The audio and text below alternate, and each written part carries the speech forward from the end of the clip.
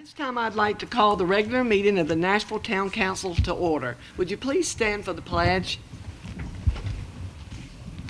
I pledge allegiance to the flag of the United States of America and to the republic for which it stands, one nation, under God, indivisible, with liberty and justice for all. Let us pray. Our Heavenly Father, we invite you into this meeting tonight to give us your wisdom, to lead and guide us to make the decisions that would be best for all the citizens of Nashville. Amen. Amen. The first item on our agenda is to approve our meetings. Minutes from our last meeting, April the 16th. Did anyone find any corrections that were needed to these? I had two small, just a misspell of a name and an extra period, but I already contacted the clerk. Great. Any others? If not, do I hear a motion for us to approve the minutes? With those corrections, I move to approve. Second? Second. All those in favor? Aye. Minutes are approved. We have two people that would like to have public comments tonight. So at this time, you have 3 minutes. Come to the podium, say your name, your address, and the first person is Chase Massey.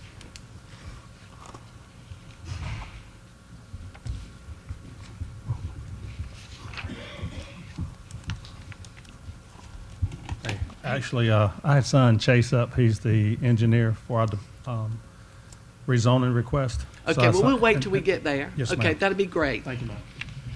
Okay, Virginia Bazinski. She's learning. Virginia Budzinski, 400 East Church Street, Nashville. I didn't get a chance to speak at the last meeting. You guys ended up closing the open meeting before I could raise my hand. But with the talk of how the town wants to grow, I'm all for that, as long as it's reasonable. But how do we keep our residents in utilizing businesses in downtown, especially with the current state of some of the buildings that are very run down, dilapidated? Those would need to be improved or knocked down, or something would have to happen. We want to keep our residents in downtown and not have them going to Rocky Mount and surrounding communities, particularly for restaurants. We don't have a very good choice of evening restaurants in the downtown area. I myself live right in downtown, and I would walk if I knew that there was an evening restaurant that I could walk to and enjoy a nice dinner. I'm not saying it has to be something fancy, but something nice, something that we would have an option of. So that is my opinion. I'm hoping that the town council would look into the buildings that are pretty run down in the downtown area. And we are looking into those. So thank you for speaking. Thank you. Before we continue, yes, Mayor Brown, would you mind the additional item? I was getting ready to do that Thank right you. now. Before we go to our the items on our agenda, I need to have a motion to add 7C to our agenda. So Make a moved. motion. Is there a second? Okay, all those in favor, let it be known by saying aye. Aye. The first item on our agenda tonight is the Kids to Parks Day proclamation.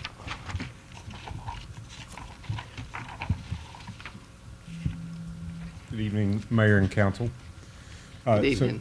So for the past several years, the town has recognized Kids to Parks Day, which was launched by the National Parks Trust, encouraging families to be active and visit local parks on the third Saturday in May. So this year's Kids to Parks Day will be held on Saturday, May 18th. And families are invited to enjoy the day at both of our parks, Glover Park and Stony Creek Environmental Park. Our department, the day before, on that Friday, May 17th, at the Farmers Market, we will have a bounce house set up. We will have some games and some information and activities on some ideas of how people can enjoy our parks and the outdoors. And we also have a proclamation for that, and Mayor, if you will. At this time, I'll read it. Proclamation proclaiming May 18th, 2024 as Kids to Parks Day in the town of Nashville.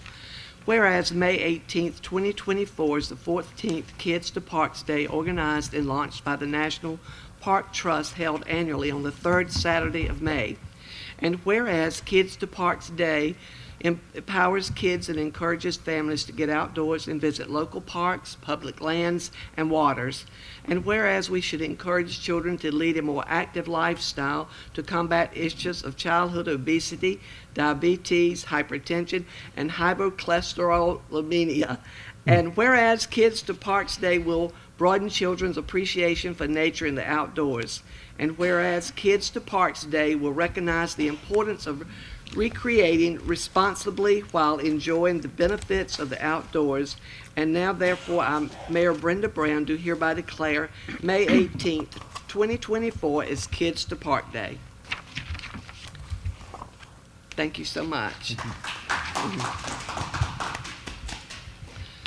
That will be a fun day for families. The next item on our agenda is old business, social district for Nashville Junction. Randy? Thank you, Mayor. So September 2023, the town held an informational meeting on the proposed social districts for downtown and the Nashville Junction here at the Town Council Chambers. We had 38 people attend, 19 people spoke. Most were against the social district, especially for downtown. They cited their desire to keep and maintain Nashville's downtown as family-friendly. The Nashville Downtown Strong Advisory Board discussed the social district at its October 2nd, 2023 meeting, taking into account what those who spoke at the public informational meeting on September 14th had said. The advisory board still recommend that the council pursue establishing a social district for both downtown and Nashville Junction. At the October 5th council meeting, the council decided not to move forward with a social district for downtown, but consider the Nashville Junction at a later date when the parking lot and stage for the junction were finished and the developer of the junction, Michael Hurt, was closer to opening the business suites within the junction building. So the parking lot and the stage are complete now. Mr. Hurt is nearing completion of the renovations of the junction building, and we have an attached draft ordinance establishing a social district at the Nashville Junction only. Also attached is a proposed boundary map for the social district and proposed operation and maintenance plan, signs, logo, container stickers for the social district. All is required by the state statute enabling the council to adopt and establish a social district. The town clerk has worked with our attorney, Emily Colley, to draft the social district ordinance and the operation and maintenance plan. It was based upon several other towns in the area that have recently done this. At this time, the Downtown Nashville Strong Advisory Board and I recommend approval and adoption of ordinance 2024-4, establishing a social district for 723 Barn Street and 207 Cross Street. That's the address of the stage and parking lot now, for the Nashville Junction. The council will need to approve a logo for the social district. You can also look at a proposed page on the website for it. So with that, I would turn it over to you, Mayor Brown, and the council for discussion. Do any of you have any discussion about this ordinance 2024-04 for the junction? Mayor, don't we have to have a Open here. open hearing before we move forward with this? A public hearing is not required on the creation of the social district, which is the reason we had the public informational meeting back in September. So that at that meeting, we invited stakeholders, the public, to come and give their desires regarding a social district. So we have the ordinance proposed tonight to the council. I think a couple items the council needs to talk about: the hours of operation for the social district, the days of the week in which it will be operable, and then, of course, the all-important, the logo for the Yeah. social district. And again, we have Emily here this evening. Like I said, she worked with Lou Bennett, our town clerk, to put the ordinance together. And maybe, Emily, if there's anything you want to address the council regarding the ordinance?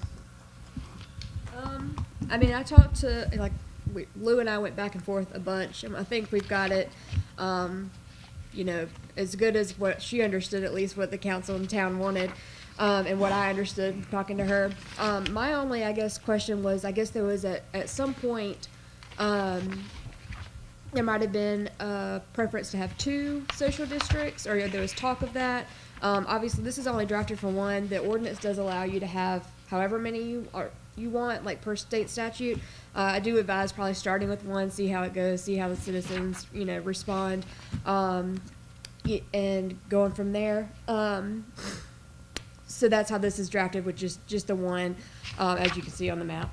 The other thing I think we kind of talked about was she had looked at the town of Davidson's ordinance, and we drafted it without this language, but I just wanted to bring it up so you had the option. There was the option of having, basically allowing them to apply, the businesses within the social districts to apply for social district permits.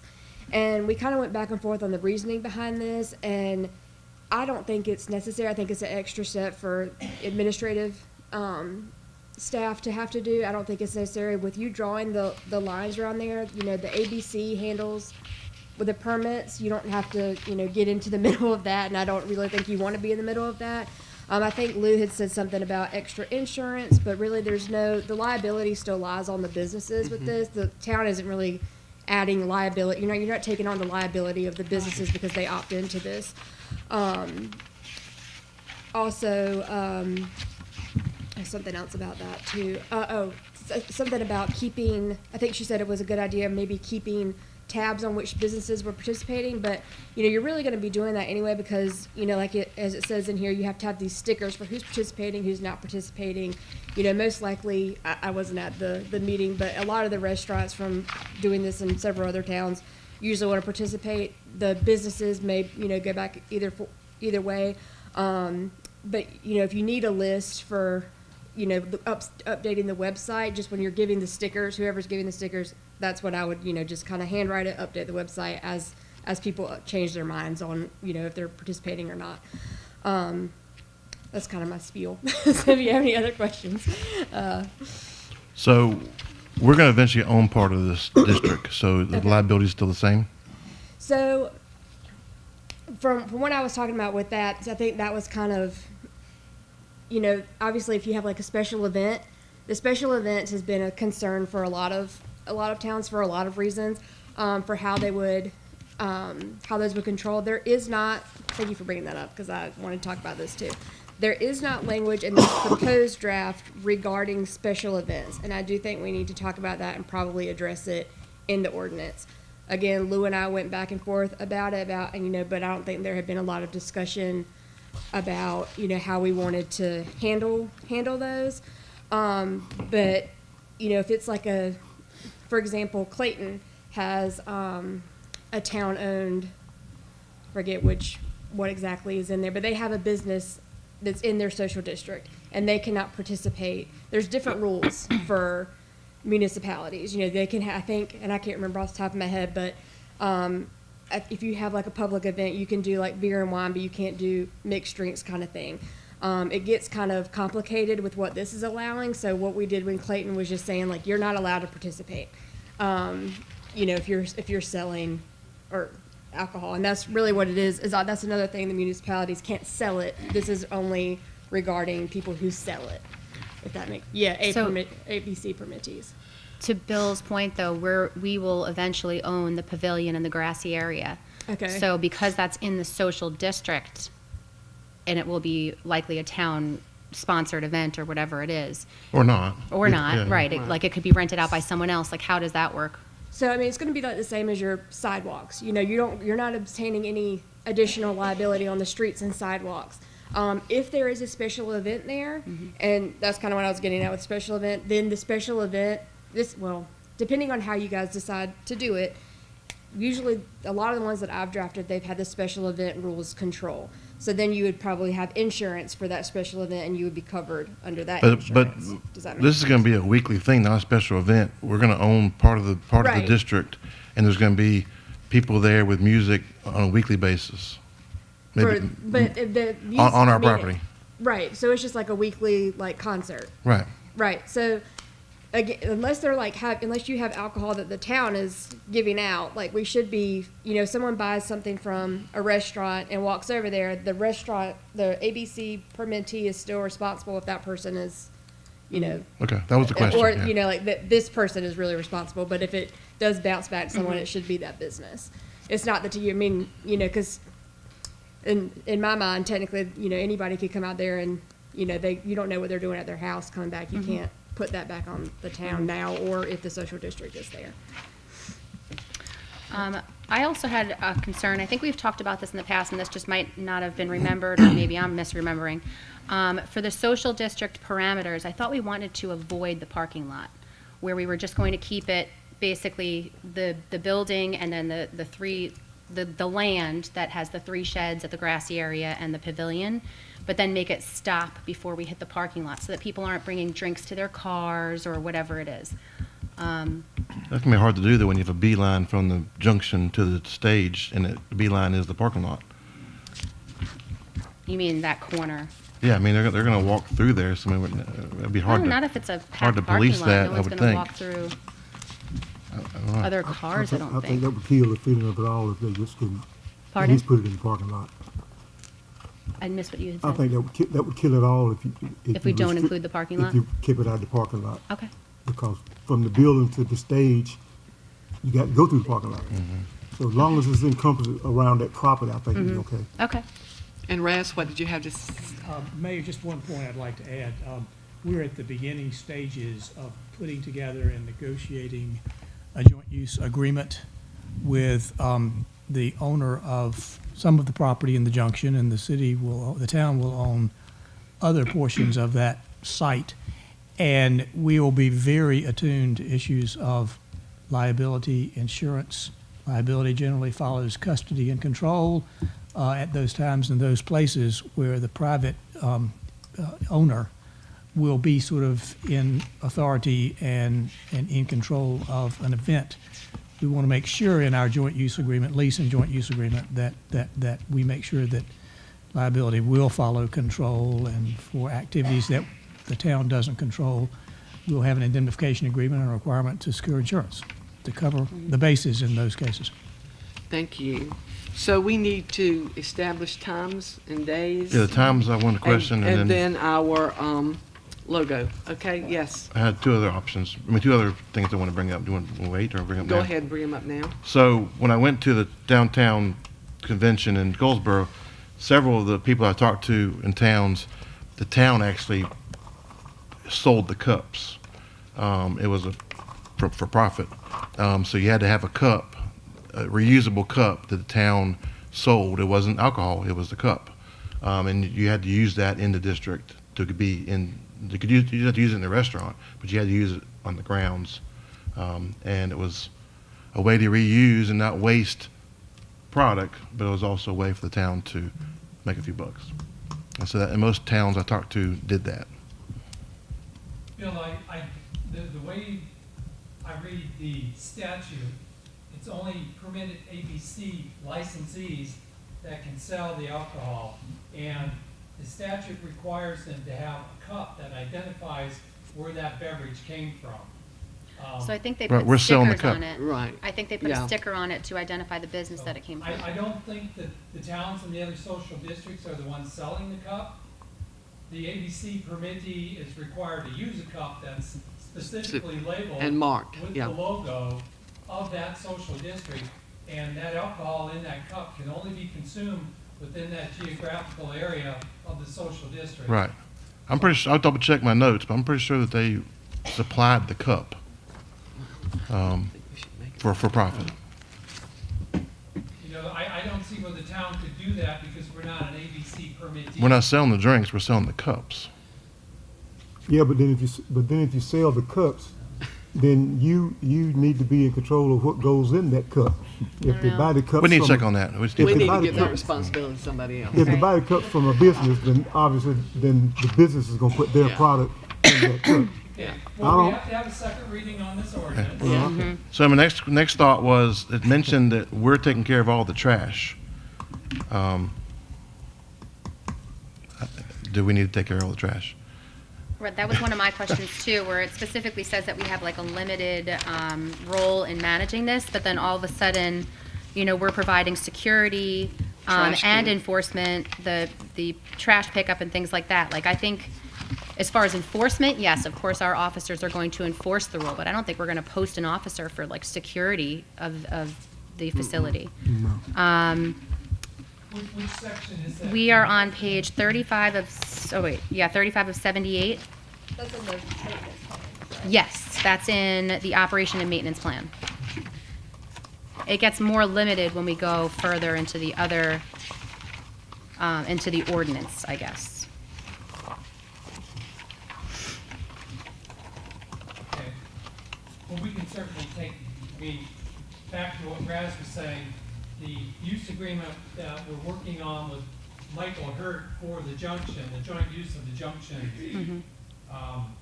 We have requirements in there, who's responsible for trash. And we need to make sure that they're the same as what we have in here. What we've Right. been talking about thus far with Michael Hurt is for the events on his property, he's going to be responsible, and he's gonna most likely put that responsibility back upon his tenants. So, yeah, in here it says the Town of Nashville Public Works Department will provide sanitation services within the social district, including trash removal and recycle pickup. And then when it's in the ordinance, I think it says that whatever containers are put at different points to encourage people not to litter and for recycling, that we only pick up those. We're not going to be picking up anything within the actual businesses, but we might just want to strike that or reword it so that, I think adding the provision, because I mean, that's the way I read it, was just like, oh, we're picking up the trash cans that are there. So, and we'll just add a language to make that specific. Well, I think of a normal district, this makes sense, because a normal district is going to be on the sidewalks, connecting Like things. on public- We're not a normal district, we're a little different, I think Yeah. is with the, right. yeah.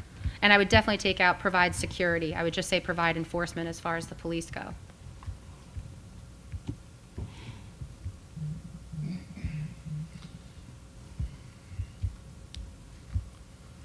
That's all we have besides the hours.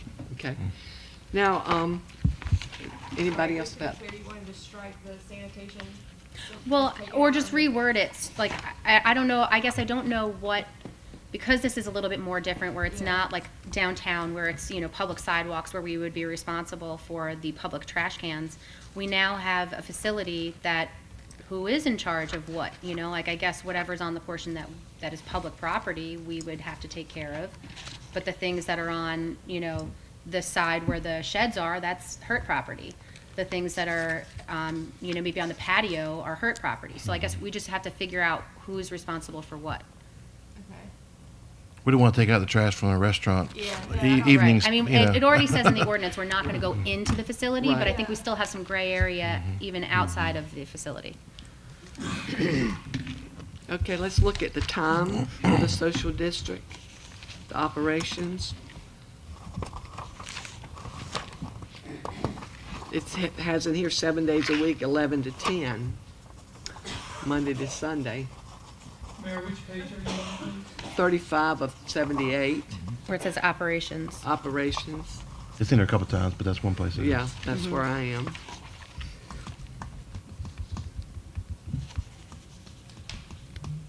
I mean, I think we need to be cautious of Sunday's hours, for sure. Yeah, I think we need to be cautious of Sunday hours, and I think we need to be cautious of our noise ordinance.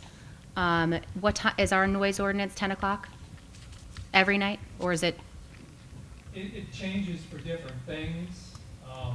What we've told the public up to this point with regard to the junction is that any events there are gonna be shut down by 10 p.m. Okay, so then I would stick with 10 PM for the social district hour. And I would start, if on a Sunday, at least at noon or 1 o'clock. Why don't we just get rid of Sunday altogether? We could do that too. Then you're not playing with times. Just delete Sunday altogether. And if it becomes an issue, we can revisit it. Right. Okay, but Sunday afternoon, you know, you got a jazz player over there, and you can't sit down and with your family. I mean, something to think about. I mean, I don't drink, but I mean, I don't know if we need to get rid of it or not. We can just restrict the hours, you know, to, I think there are any restrictions. I don't know if we need to delete them, but that's just my opinion. You can start later on Sunday, then you can have an earlier start the rest of the time. It could be like Sunday, like 12 to 8 or something, and then, you know, the rest of the week would be, I think. 11 to 10. 11 and 10. that would be fine. I'm okay with that. Okay, so it's 7 days a week, 11 a.m. to 10 p.m., and Sunday it would be from 12 until, what did we say, 8? 8. Okay, and then let's move down to the logo that will be on, well, this will be the sticker on the cup, right? It will be the sticker Uh-huh. on the cup. And the stickers on the businesses. Right. So,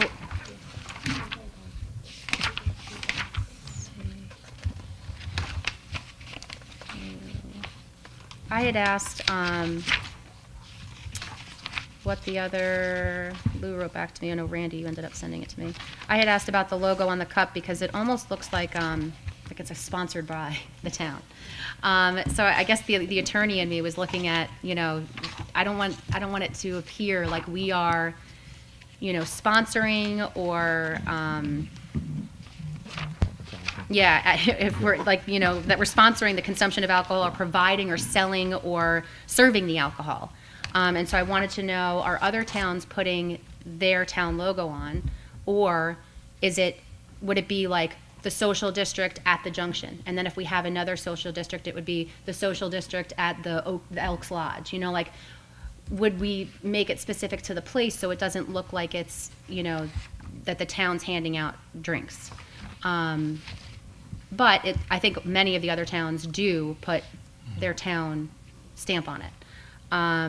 So that was just something that we can talk about as far as Right. what we want it to look like. Why don't we just keep the town of Nashville Social District where we got the Nashville logo? Let the business itself put their logo in that spot. So the top, you'd leave the town of Nashville Social Leave the District. town of Nashville Social District to identify it. But where we got the Nashville logo, change that to put the business's logo in that circle, So the business logo would be where the big Nashville is. where the big Nashville So it is. would be the junction there. Okay. Right, be the junction. Now, are on we, each I think section. we are providing the making of the logo. Are we providing the stickers as well, or? Well, the cups will come printed on them, but, you know, according to our maintenance plan, the logo will be what the town decides. So if you didn't want to have the town of Nashville Social District, just maybe the Nashville Junction Social District. And then if you ever do another social district, you can call it something else for another location. Does the junction have its own logo? Mm-hmm. I could use that. Or like a combination of that. I mean, a lot of towns have done different things. And I've seen them go through, you know, what they started with to something completely different at the end. But I do think what Randy was just saying about, sorry, I keep forgetting about that. About the name, you know, the town of Nashville Social District, if you do another one, it can be confusing. But that said, a lot of towns have done, you know, whatever downtown social district, you know, the town of whatever downtown social district. But, you know, since you already have a name for this area, the junction, I don't think that's a bad idea to, you know, kind of combine those two. And you can, you know, none that I've done have done more than one social district yet, but I'm just kind of thinking ahead. You know, would you have a different sticker, or would it be the same, just the name would be different? Like one would say downtown, you know, if you kept this same general idea, and the other one would say the junction, but like the little picture would be the same, the actual like logo part. Any other So what we need to do then is determine a logo, but we're still approving tonight the ordinance 2024-04 for the social district. Is that correct? The logo can be brought up again, I guess. Yeah. Yeah, we So, can- yeah. You know, you have to have a second reading of this Right. ordinance. And we're allowed to do changes in between based upon what you guys want to do. Okay. So do I hear a motion to approve and adopt ordinance sorry. 2024? I have one more thing. We talked about liability a bunch of times here and who's responsible and things like that. Can we possibly put in the management agreement some language that says something like that? That, you know, in no way is the town providing, selling, or serving the alcohol, and any liability remains upon the businesses, just some, A disclaimer. right. Yeah, disclaimer, yeah. Yes. Okay, do I hear a Yes, motion sorry. to adopt this Sorry, ordinance? I had one more thing. Oh, you have a, I briefly touched on earlier about language regarding special events. Do we want to talk about that and maybe add something to the ordinance regarding how special events will be handled? It will be an issue in the future, so I maybe address it now. Just, y'all be aware that the Nashville Junction situation, the ownership, the town's ownership of the stage facility, but the open space areas being privately owned, I think that's correct. It's an unusual arrangement, and we're going to have to take some pains in dealing with the sharing of the pavilion space, the stage space, scheduling, what kinds of private activities will be allowed, the priorities of the users. I mean, there's going to be, and liability and control issues related to all of those different things by either the town or the owner of the gentleman who is leasing the junction, or who has privileges on the junction, I should say, or at the junction.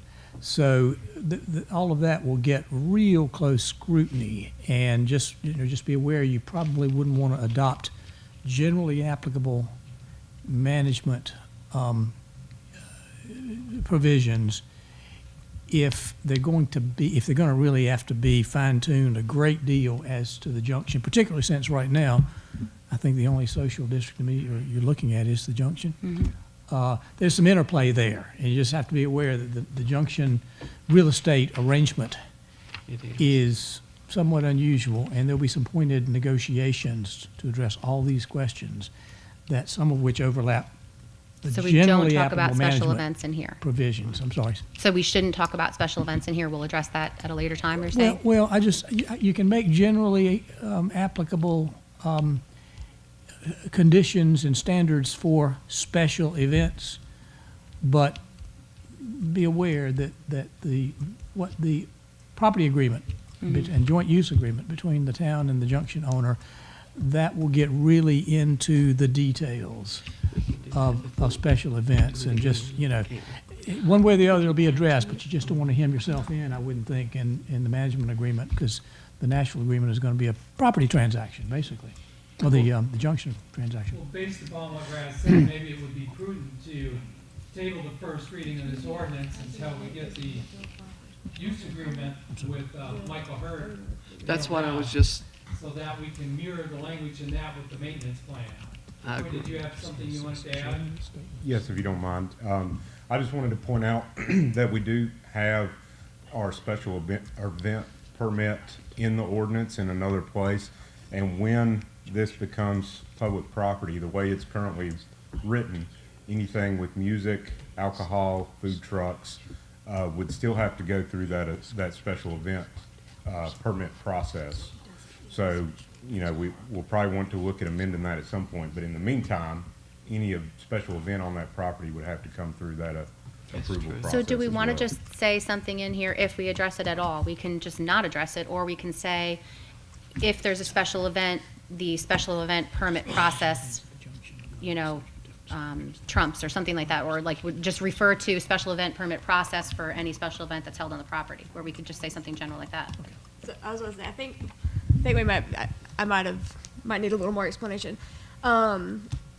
The way that I've been kind of drafting it is pursuant to whatever's already in the ordinance. So, because most towns already do have a process for that.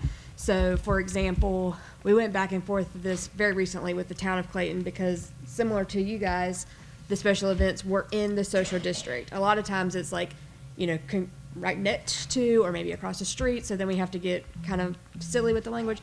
For theirs, we just did a general, and I'll have to look at the agreement that Raz was talking about, because I didn't know all of this going in.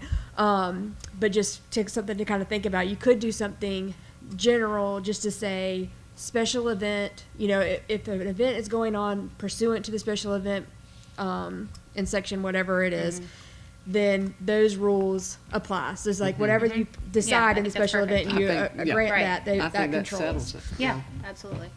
And I don't know if that would kind of That help or work? make your I think we should move more on with the first complicated. reading. Yeah. Yeah, I think we move on with the first reading, and I think so far there's nothing, I don't think that's going to mess up our other agreement. No.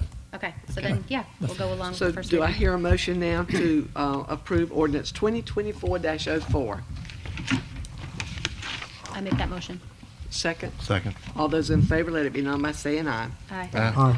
The next item on our agenda is the nuisance abatement hearing. Okay, Sean?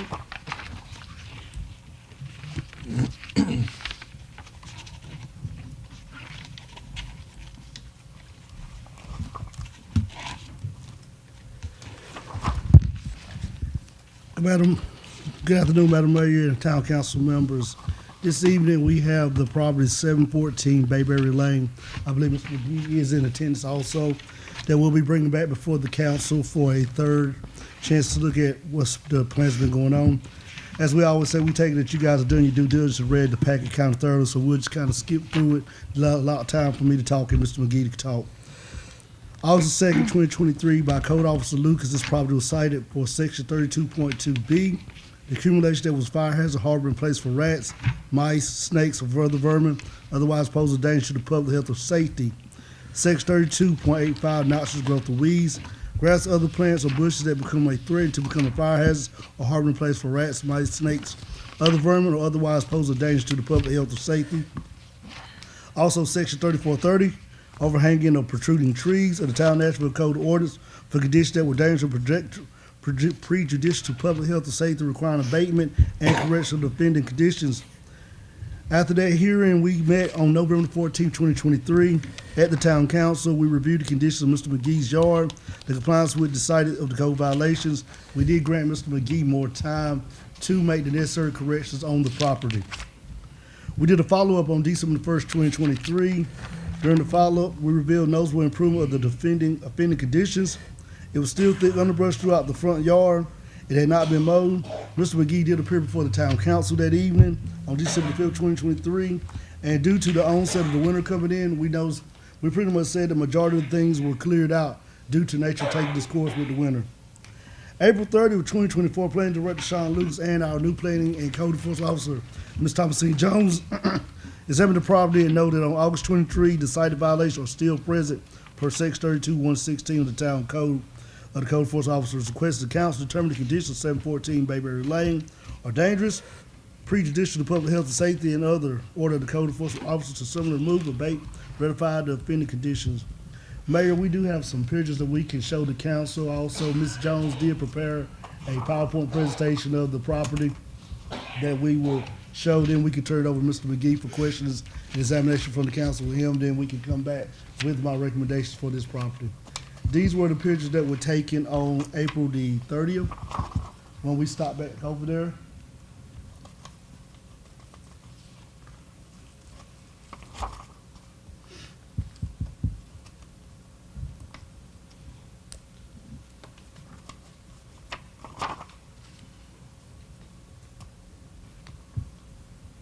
Joe, maybe say what we're looking at. Yes, sir.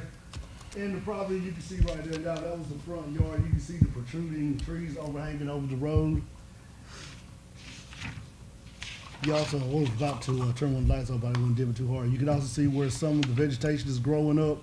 Same thing in the front yard right there, some of the vegetation. Mr. McGee has stated several times that was ground covering. That's kind of growing a little wild throughout the front yard.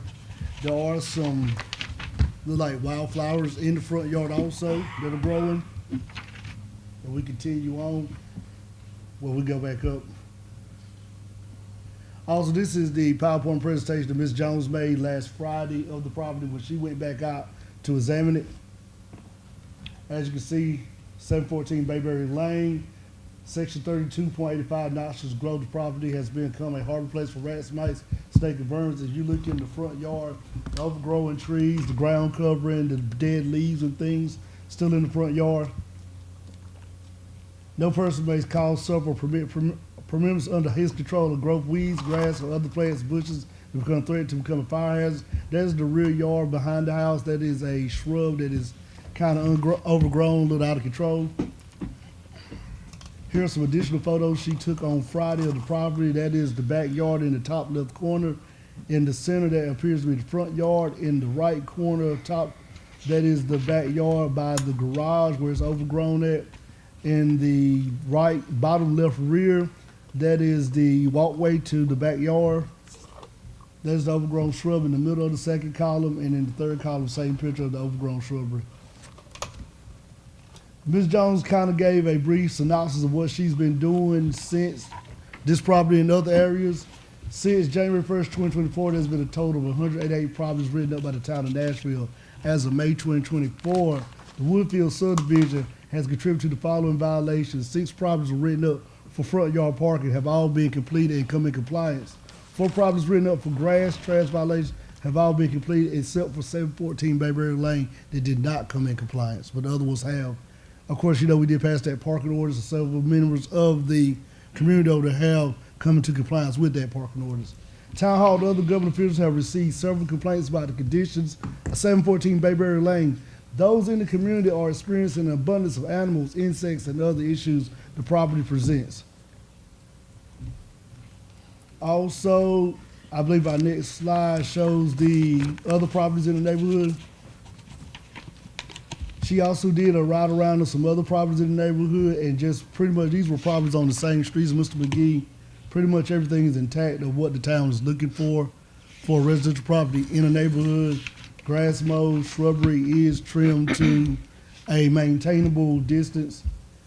Also, the one next door is the property for sale at the bottom. Also, today we went by and also did another scan of the property just to see if anything had been done to kind of say that maybe Mr. McGee had met a threshold to take this off council. I believe Town Manager Lansing can pull that up next.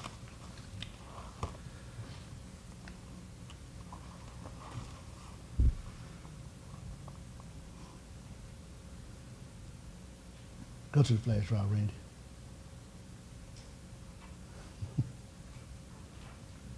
It's also in your email. I sent it to you also if you was quick to go that route. Why McGee?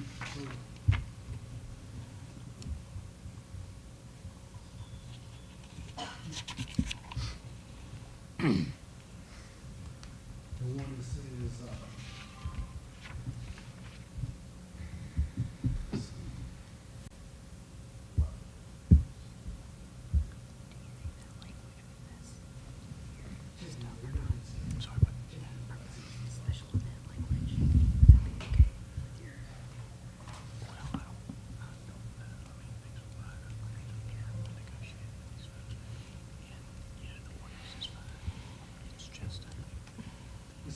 it's right there, read second one.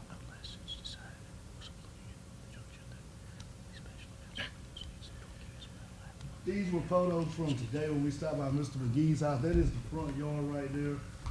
That was taken around about 4:45 this afternoon. That's the front yard. Continue on to the next one. There's also a picture of the front yard. That is some berries I believe that was mulberry trees, some berries that's falling off. The neighbors have been complaining about burning, getting to those. That's a picture of the mulberries in the driveway, also on the curb in the street. Neighbors been complaining about burning, getting to that.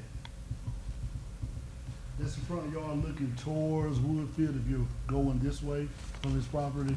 Overgrown shrubbery right there, overgrown trees. That is overgrown tree, also some ground cover in that photo. That is the side of the house. We did get a complaint about some of the items on his front porch too, that also they wanted to get addressed in the violation that we sent out. That's the same picture that Ms. Jones took on Friday last week. Backyard, same shrubbery, same tree, exact same position that she took it from. That same position, same photo. You see some wildflowers have grown, but overgrown tree is growing over the garage, pretty much caught in the garage. Some overgrown behind the garage. That is the side of on the neighbor's house where a tree is at. On the side of his house, that would be the left side of the house. That is the backyard. Some overgrown grass, overgrown shrubs is grown taller than the house. Out of the house, down side of the yard, over the fence into the driveway. Another overgrown tree. Dead leaves, tree limbs in the front yard. Another place to harbor vermin, snakes, mice, and places. Also other berries in the yard that's in the dirt. Another thing to harbor vermin, mice, different things over there. Same photo as above. And that is it. So Mayor, that is pretty much the case on Mr. McGee. He is here. So I will turn it back over to you, Mayor. Then I guess after we hear from Mr. McGee, I can come with my recommendation of what I want to recommend to the council. Thank you, Mayor. Good evening. Good evening. I'd like to, I guess, first of all, point backing out of the driveway to be a good view. And so that's debris that's, it seems like he's trying to paint the worst picture he can. And, you know, that's right there. That's a tree that I cut down that's out for Public Works to pick up and hopefully chip up as they have previously agreed to do. In Nashville, the only thing that eats them is birds. Are we a town? Are we a bird? Birds. I didn't know that was anything wrong with that. I haven't had any feedback from the staff in months. So, I mean, I'm willing to work with the town. I've cut the ground cover after. And like I say, I feel like I've tried to comply with the manager's letter from October. In addition to, they've tried neighborhood, which, there's no, I didn't even know there were covenants at one time, but anyhow, he talked about stuff overhanging the street. I've complied with the ordinance on that. I went out there, some other trees on the street. So I've been trying to comply with the manager's letter from October, in spite of my many current life challenges, which include 2 elderly parents and my mother-in-law, who all have significant health issues, which I've been helping them out with, as well as my own health issues. I've been doing that the last few days. I mentioned I cut a significant portion of the ground cover in December, and I'm willing to do that again as fall and winter. And like I mentioned, I mowed an area of the ground cover today, and I cut down that medium-sized tree, and there's a few other trees that I get feedback from staff in months. I want to be environmentally responsible. I admit I'm on the outlying in terms of, lawns are not, that move their traditional grass lawn and replace it with wildflowers or other alternative vegetation. I don't expect the town or really want the town to do something like that, but I would hope that the town would recognize the value of having environmentally responsible and friendly property with trees and shrubs and, like I say, trees that provide food for birds. I've seen birds and squirrels. Are they vermin now? Those are the only things I've seen. Occasionally a hawk and occasionally a rabbit. I didn't know any of those were vermin.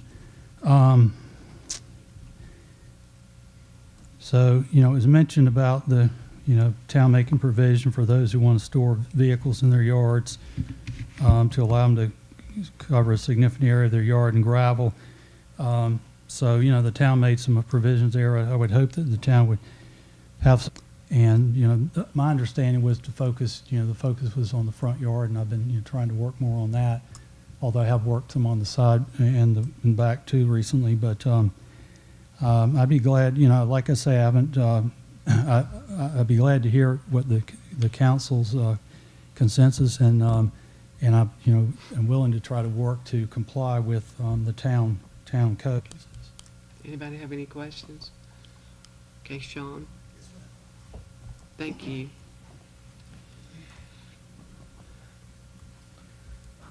Members of the council, May 17th, 2021, August the 5th, 2021, September 29th, 2021, May 18th, 2022, April the 10th, 2023, and August the 2nd, 2023. His property has not met the standards that we consider appropriate for a residential dwelling in our neighborhood.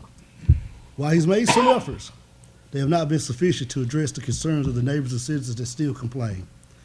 During these times, neighborhood people, members of the town that want to remain anonymous, citizens with public interest, and many others have called the town office stating how much of an eyesore the property is. Several members of the Woodfield subdivision has noted that the 1423 meeting, as we stated earlier, we granted Mr. McGee an extension to address these issues. However, at the December 5th, 2023 meeting, it was brought back before us. It was determined that the winter season had caused for a lot of things to fall and to pretty much disappear. Ms. Jones did go back out to the property and noted that she noted from the photos from the past and from what she gathered that many things still look the same. And approved ordinance 2024-05. Madam Mayor, I yield back and turn it back over to you and the council for deliberation and discussion. Any questions or input from the council? Mayor, I want to make a comment in defense of what Mr. Lucas has done here. I don't think he's intentionally tried to paint a gloom picture. We've had other residents in the town of Nashville that fall into the position that Mr. White is in right now, and they have either corrected it or we've had to clean it up or whatever.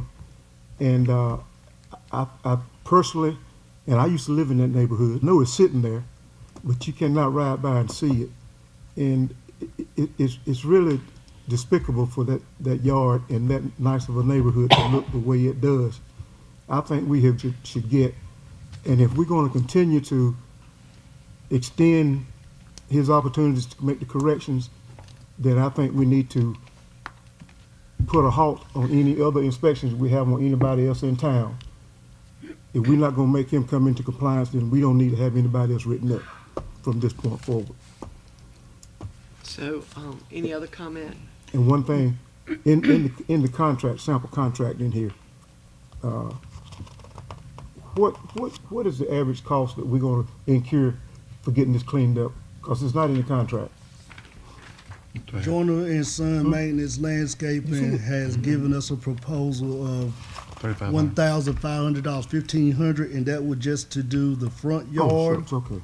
only. If we did the front, side, and rear, you're looking at $2,000 Okay, from the okay. proposal. It was so small I didn't have my glasses. I didn't see it. Yes, sir.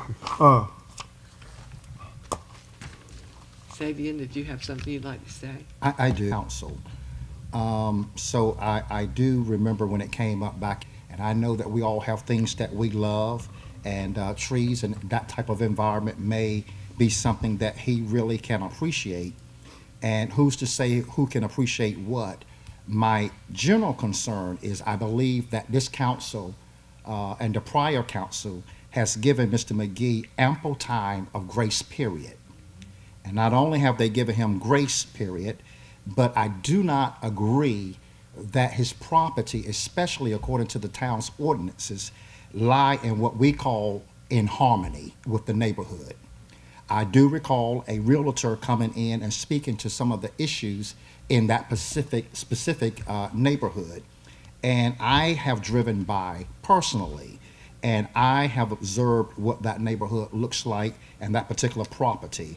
And so I think we have extended grace, and I would hope that that's the type of person and the type of council that we would want to be going forward, that we would give people an opportunity to do the very best that they can. But at this time, it appears to me that Mr. McGee is unable to come into compliance on his own. Thank you so much, Mayor. Thank you. Any other? I have a couple. So I hadn't seen the property since we had the update in February-ish where we saw a lot of clearance. And looking at these pictures, it's definitely very different from then.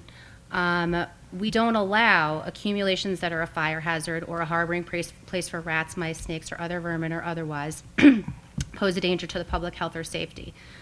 And in looking at the current state, I know we did say that mowing of the ground cover to a certain height would work, but it seems like that height keeps growing without mowing. And it looked like enough was trimmed in these trees so that you could see pedestrians walking down the road or cars coming down the road. But with the sheer volume of everything in there, with the trees and the shrubs going from the ground to the ceiling, I just don't see how you can safely come in and out of the driveway.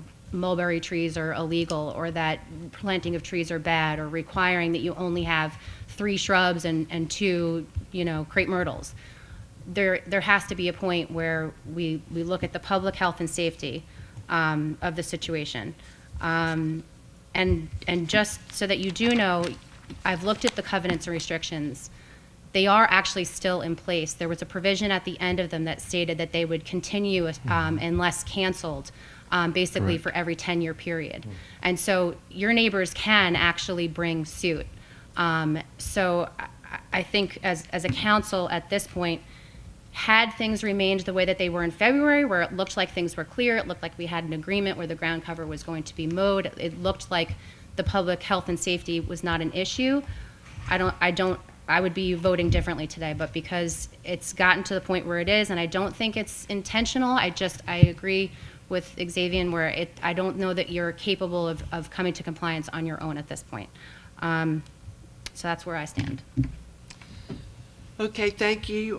Do I? So for moved. clarity, this is going to be a lien, correct? Mm-hmm. We'll do as, Councilman Love, we'll do as we've been doing since you'll be Okay, removed. all right. But we've been going forward as you have instructed us, sir. Thank you. So do I hear a motion? So move. Is there a second? Second. All those in favor, let it be known by, Madam Mayor, members of the council, once again, it's good to stand before you. We have a rezoning this evening. Town Manager Lansing is gonna get it up while we're going through the packet. Also, the developers have provided a map just in case something went wrong with the computer.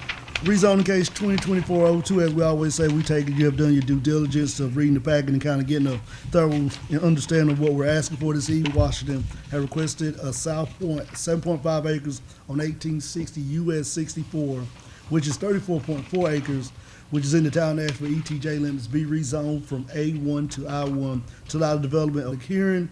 They did decide that the statement consists to be written, which I can read, and then we'll go back through everything else. It was written by a statement consisting by the town of Nashville planning boards that they're asking for A1 to I1. They did approve it because it was consistent with the town of Nashville land use plan, because it was designated for industrial growth, and the amendment is reasonable to the public interest because it does fit in the character of the area. This motion was approved by board member Dennis Evans and was seconded by board member Ross Strickland. It did pass unanimously with votes from board member Dennis Evans, Walter Harper, vice chair of this rezoning amendment. If you look in your packet, if we flip back, you can see that we did send out letters to property owners within 500 feet. It also ran for 3 consecutive weeks in the newspaper. Of course, as we already stated, this property is asked for a rezone. If you look north of the property, it is I1. If you look south, it is A1. East is A1. West is A1, I1. All those either manufacturing, residential, double wise, agricultural, or residential and agricultural. The existing zoning A1, agricultural 1, pretty much is what it states for its agricultural use. Also, what it asks for is industrial use. The I1 district is defined as certain land so situated as to be suitable for industrial development, usually along railroads, silos, all industrial respecting those that will be detrimental to adjoining properties excluding from the district are those industrials with noxious by a mixture of smoke, dust, fumes, glares, noise, and vibration. Those industries which deal primarily in hazardous products such as explosives. Of course, what they ask for does not fall for none of this stuff that we were banned in the I1 district. If you look at the vicinity map, which I think we already gone through, you can see that that was a property right there. I believe Randy's about to catch up with me. First one is the property. Second one, right, that's the property right there of 1860 US 64. Our second one is also the zoning layers right there showing that this is A1, but adjoining to the left is one that has been zoned I1 already. Future land use pretty much shows this growth right here. Now, future land use. Municipal growth, if you go on the Nash County GIS, it shows that this property is slated for municipal growth in the future. Madam Mayor, if you look at the other pictures in the packet, you can see that we did go out and post the property on April 11, 2024 to let people know the rezoning.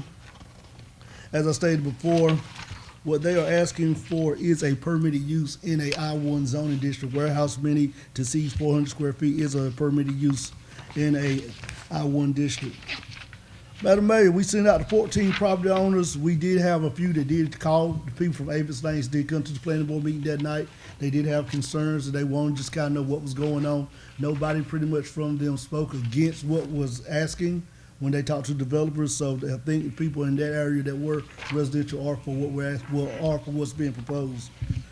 Just sum everything up, front door town hall was posted on April 15th, same thing as the library. The subject property is not located within the floodplain, it's also not in the NCDQ watershed. And the public hearing session, of course, after the public hearing session, comments have been made. I will come back with staff recommendations. I don't think we had nobody from the general public sign up, but as always, we can poll the crowd. See if there's anybody here tonight that would like to speak for or against the rezone of 1860, US 64. Okay, thank you. Do I hear a motion to open the public hearing concerning this? So made. Second. All those in favor? Aye. Is there anyone here that would like to speak? Is Chase Massey here? The developers are here. Uh-huh.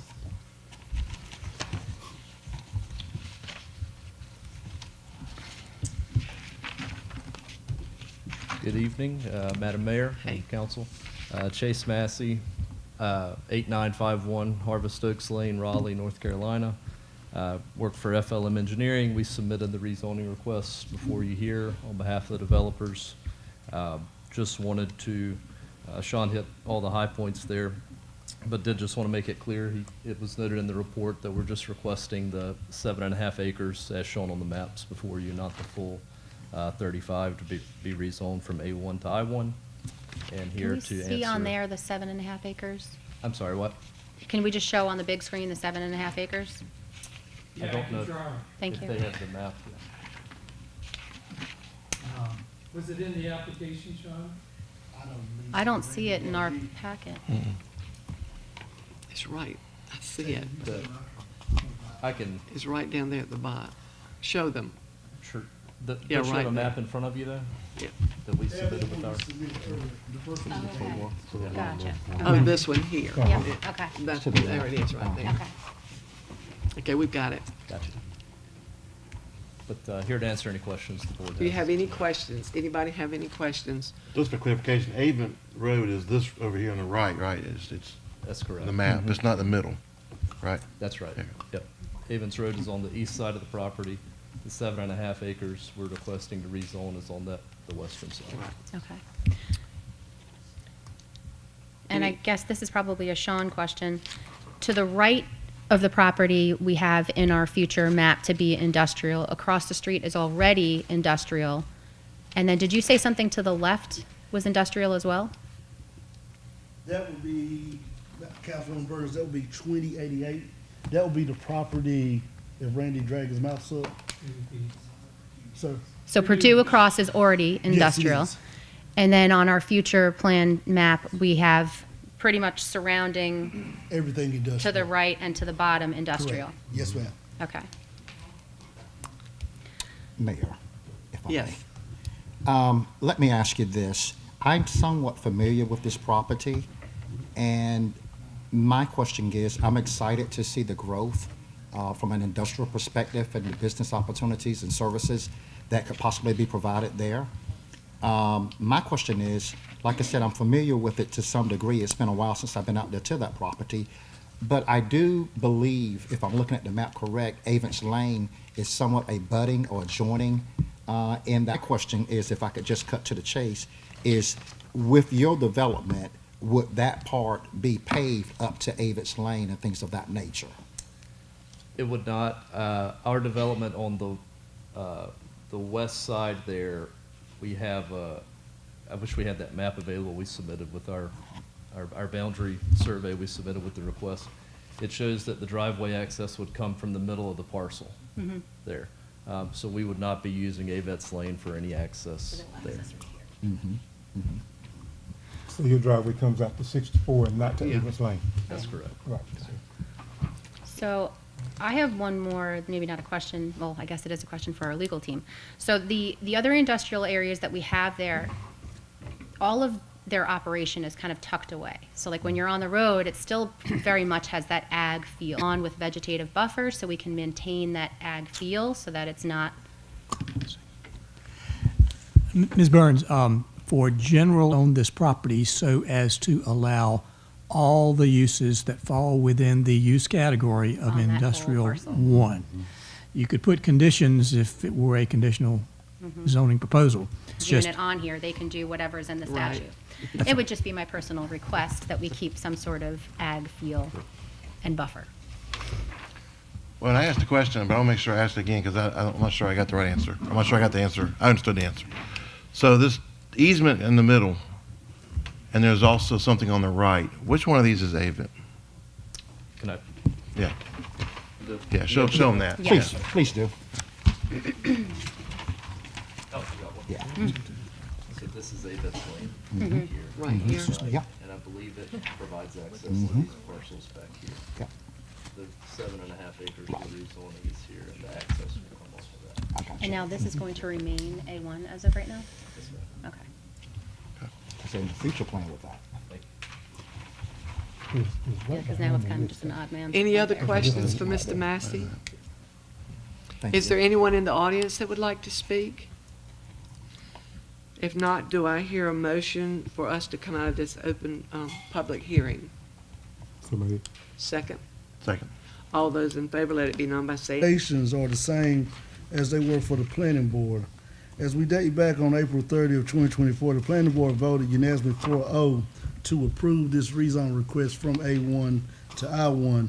I would strongly encourage the council tonight to look at this rezone request and go for approval or rezone the property 1860 US 64 from A1 to I1. Property is already designated as I1. Staff is in agreement that this rezone is compatible to the town Nashville zoning ordinance, comp plan, future land use plan, and any other relevant. Do I hear a consideration. motion that we approve this rezoning ordinance 2024-06? Move to approve. Second? Second. Conserve and preserve as much agricultural land as we can. And the reason that I'm personally voting for this is because of where it's situated, in that we have industrial already to the bottom, industrial. The next item on our agenda is the manhole sealing contract. Thank you. Thank you.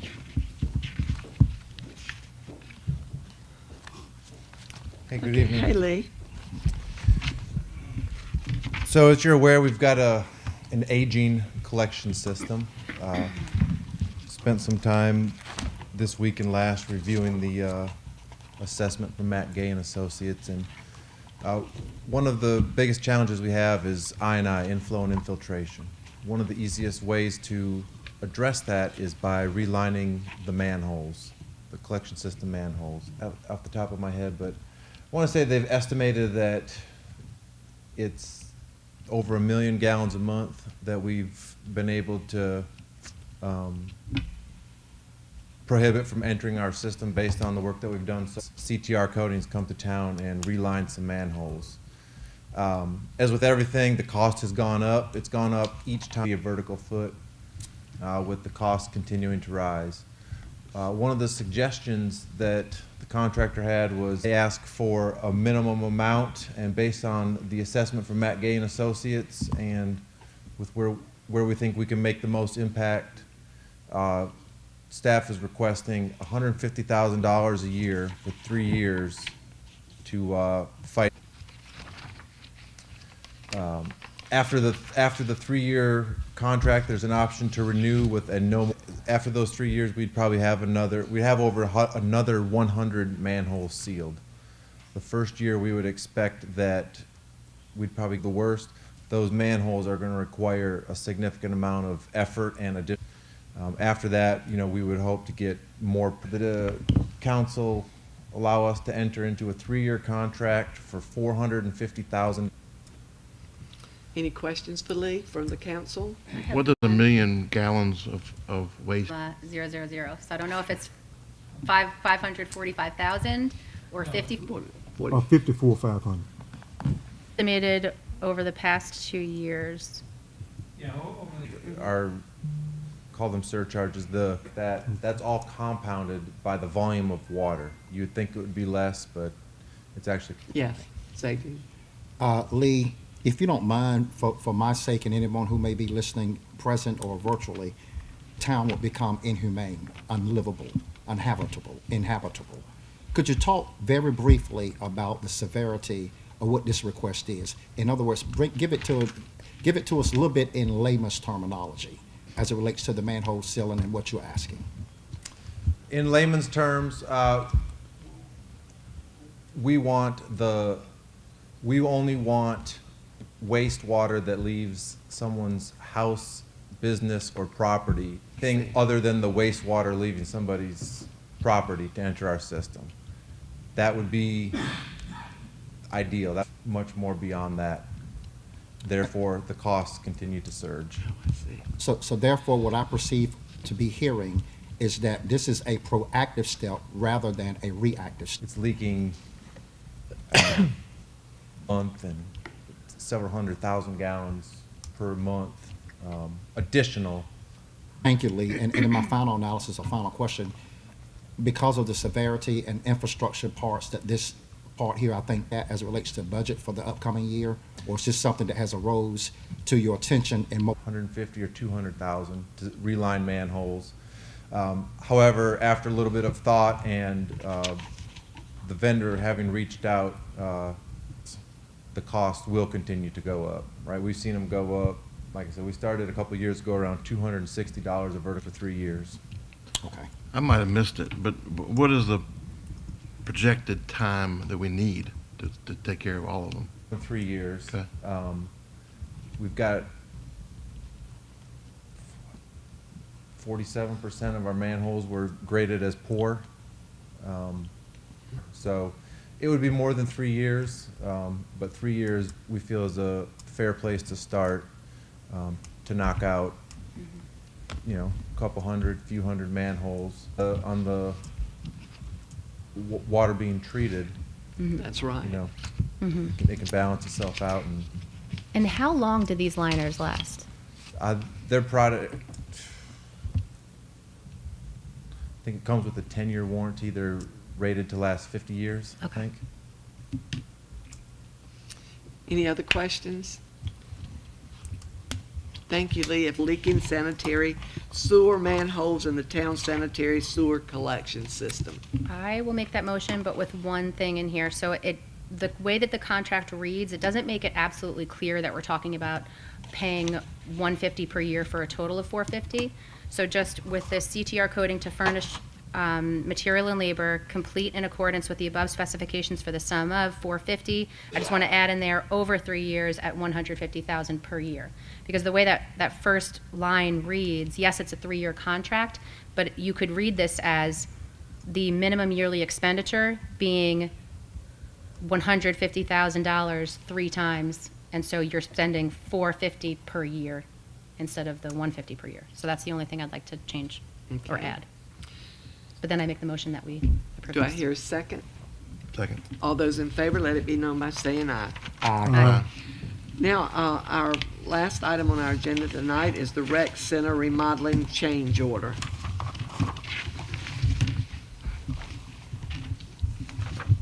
Good evening again. Good evening.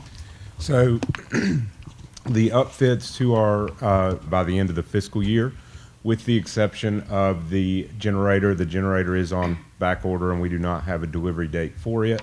However, we will be able to get a CO and move in without that, and then we'll complete that at a later date. On the plans that were sent for bid, the kitchen in the back of that, or kitchenette in the back of the building, was listed as a future project and was not included in that bid for renovations. And at the time, this was prior to receiving the funds from Alan Chesser, which we are very grateful for, and we knew that the kitchen was going to be over budget, so we weren't doing it at this time. But having that meal prep area greatly enhances the use of the recreation center, especially as it relates to rentals for birthday parties, baby showers, retirement parties, etc. So we do have a change order from R&L Builders to complete the upfits to the kitchenette area at the price of $17,820. This brings the entire contract for R&L up to $393,805. We currently have budgeted $475,000 for the project. So if this change order is approved, we will still be within budget for the project. And we are recommending to council to approve that change order. So what you have for review in your agenda report is a copy of that change order from R&L. I did take a couple pictures of what that storage room looks like currently. And on the last document is a close-up picture of the recommended upfits to that area. And I will be glad to answer any questions you may have. Are there any questions for Coy?